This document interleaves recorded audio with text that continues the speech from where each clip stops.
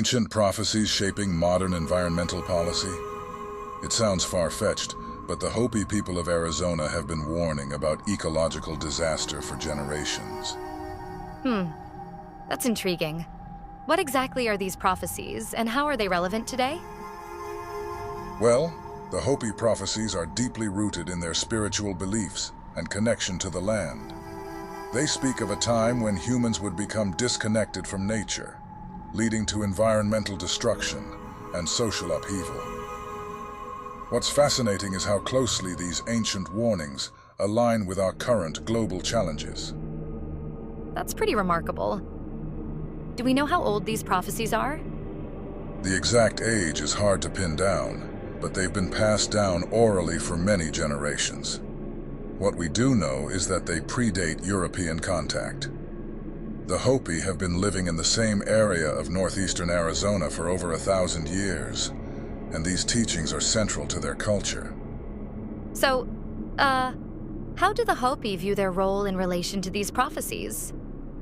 The Hopi see themselves as stewards of the earth, entrusted by the Creator to maintain balance and harmony. This worldview has shaped their interactions with both the land and outside forces, including the U.S. government. It's led to some significant conflicts, especially around issues like resource extraction. Oh, I can imagine. How has that played out in practice? Well, one of the most contentious issues has been coal mining on Black Mesa. The Peabody Coal Company has been operating there since the 1960s.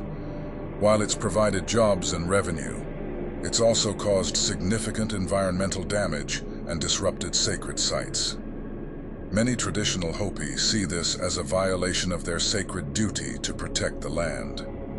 That sounds like a classic conflict between economic development and cultural preservation. How have the Hopi been dealing with this? It's been a huge point of contention within the community. You've got some Hopi who argue that the economic benefits are necessary for survival in the modern world, while others believe that the environmental and spiritual costs are too high. This divide goes back to the forced assimilation policies of the late 19th and early 20th centuries. Right. Well, that's what it sounds like. Can you tell us more about that history? Sure.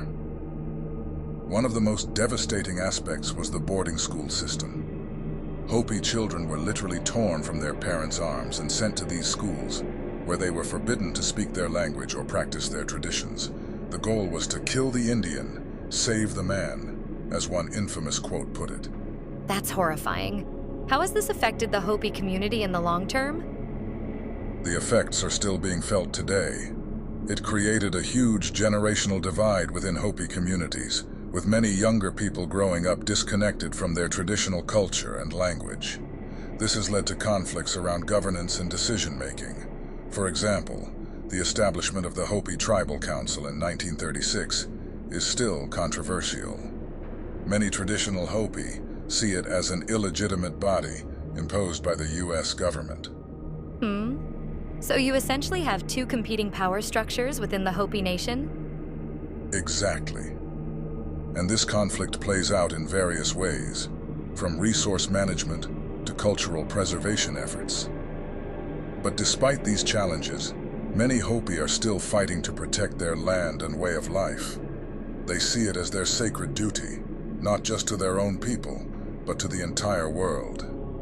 That's really powerful. How does their prophecy relate to global issues?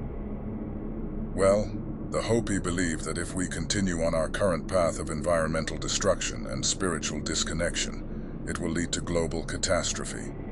But they also believe there's still hope if we can change course. This change starts with respecting indigenous wisdom and reconnecting with the natural world. You know, that message seems increasingly relevant as we face challenges like climate change and biodiversity loss. Absolutely. And I think that's why the Hopi prophecy resonates with so many people, even those who aren't Native American or particularly spiritual. It speaks to a deep, universal concern about the path we're on as a species. What's striking is how closely their warnings align with what scientists have been telling us for decades. So, what can we, as non-Hopi, take away from this? How can we apply these teachings to our own lives? I think it starts with paying attention to the natural world around us, to the consequences of our actions, to the wisdom of cultures different from our own. It's about recognizing that we're all connected, and that what we do affects not just ourselves, but the entire planet. And maybe it's also about having the courage to stand up for what we believe in, even when it's difficult. That's a great point. The Hopi who left their original village to found Hodavila in 1906 gave up everything to preserve their way of life. That takes incredible conviction. Exactly. It's easy to go along with the status quo, even when we know it's harmful. But the Hopi remind us that sometimes standing up for what's right means making hard choices and facing opposition. And in today's world, where we're facing unprecedented environmental and social challenges, that kind of courage is more important than ever. It's fascinating how a story from a small indigenous community in Arizona can have such universal relevance, isn't it? That's one of the things I love about exploring these kinds of stories. They remind us that wisdom can come from unexpected places, and that sometimes ancient teachings can be incredibly relevant to modern problems. The Hopi have been warning about the consequences of environmental destruction and spiritual disconnection for generations. It's only now that the rest of the world is starting to catch up. Do you think there's still time to heed these warnings and change course? The Hopi believe there is, and I think that's a hopeful message we can all embrace.